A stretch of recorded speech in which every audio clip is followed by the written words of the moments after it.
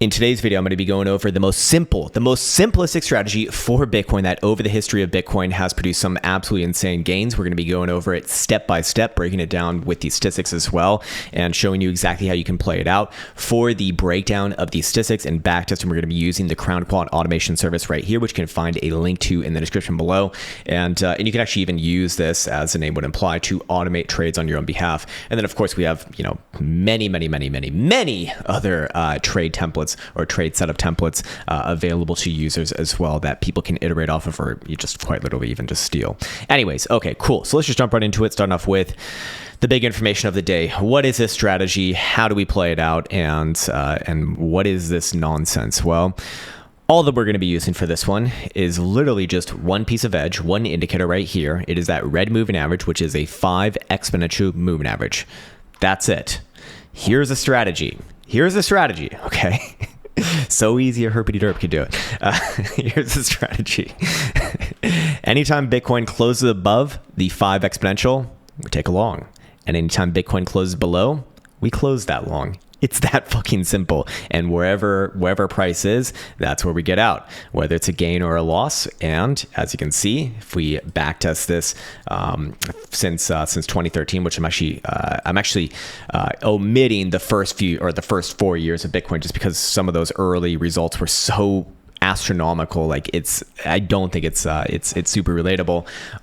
We can see that, more often than not, this will actually be a losing strategy, meaning that you will lose more trades than you will gain or win, I suppose, with only 31.25% since 2013 being profitable. However, because this does have a high profit factor at 2.72, that is going to be a winning proposition long term. And what we're most interested in here is in the performance summary. The average winning trade and the average losing trade are where the real risk reward is. And the average winning trade returns on average 15.65% versus the average losing trade losing an average of 2.61%.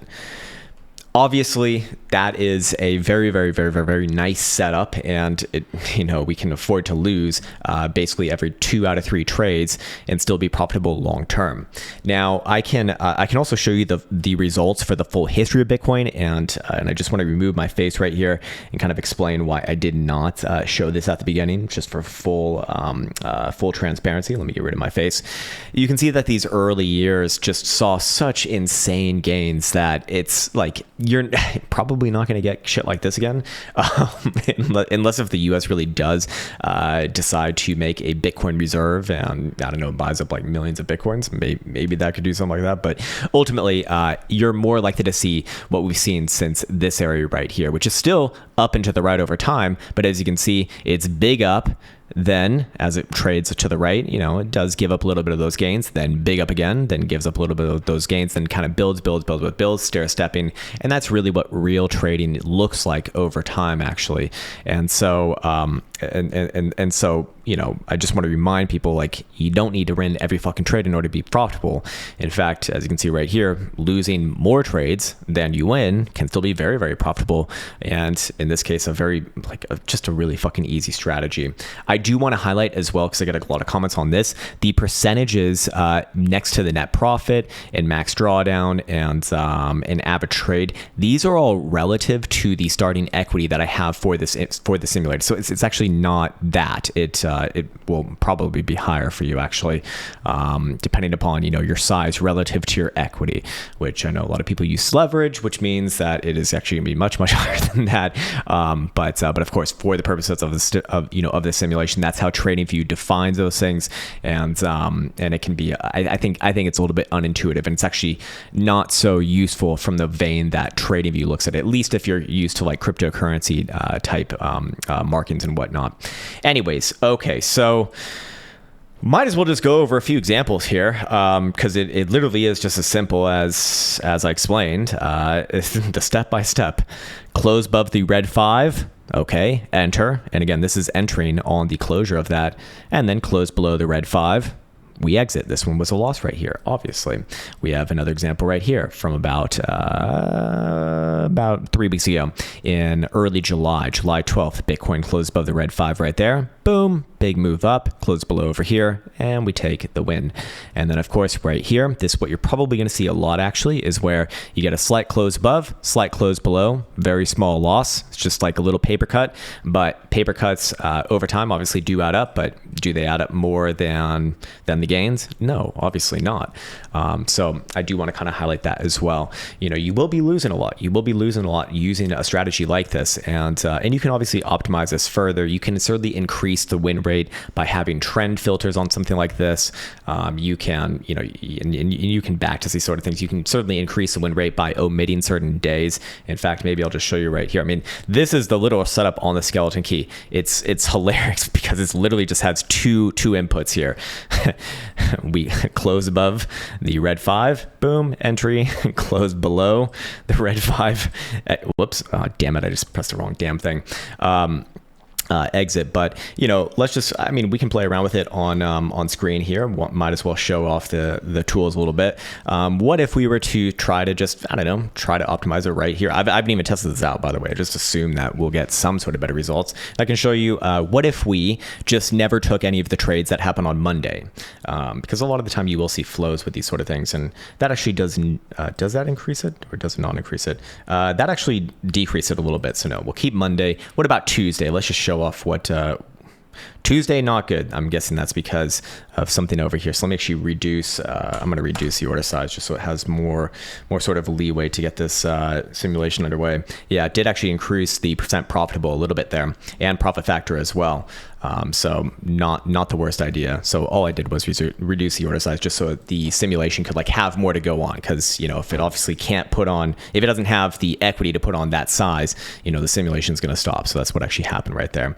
Let's play around with it a little bit more. So we just found that Tuesday technically reduces the, or sorry, increase. No, it increases the hit rate, but actually reduces the net profit just because this one just, it benefits from more iterations over time. Again, these are personal considerations. You know, maybe you like something like that. If I get rid of Wednesday, pretty much the same. What about Thursday? Let's try that. Thursday increases the win rate a little bit right there, but still, technically without it's probably a little bit better. Friday, okay, these are actually better across the board, better net profit and percent profitable, moving up to almost 33%. What about Saturday? Can we see? Nope, reducing it a little bit right there. And what about Sunday? Sunday is a weird day as well. Sunday, greatly, it did increase the percent profitable, but net profit did go down. So again, these sort of things, you know, are just very simple ways that you can figure out how to, you know, optimize this to your own liking. There's many other things that you can play around with over here, of which I'm showing off all of the little details. But again, just the strategy in its base format is hilariously effective. And you know, does this work on other assets as well? I don't know. Test it. Fucking test it. As we're 8 minutes into this video, I don't know. Let's try it on Ethereum. How about that? Let's see what Ethereum would have printed with this strategy long term. And not bad here. Not as good as Bitcoin. Hasn't really made any new profits for like a year or so. I would say that's like, we could definitely figure out ways to probably make that one better, but still profitable overall. So can't hate that. I don't know. Do we want to check out Solana? Solana's not going to have enough history really to do much, if all, with this, but let's just see. I mean, again, just generally good here. Up and to the right is what we're looking for.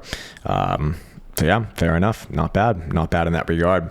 Anyways, that's where I'll leave it on this video. Just a nice and short and sweet one, really because, you know, again, as we went over in yesterday's video, these are like the quiet times in the market. And during the quiet times, I want to be giving out stuff like this because these are like you guys, we all who are paying attention to this time, we all are like, you know, probably should find something better to do, honestly.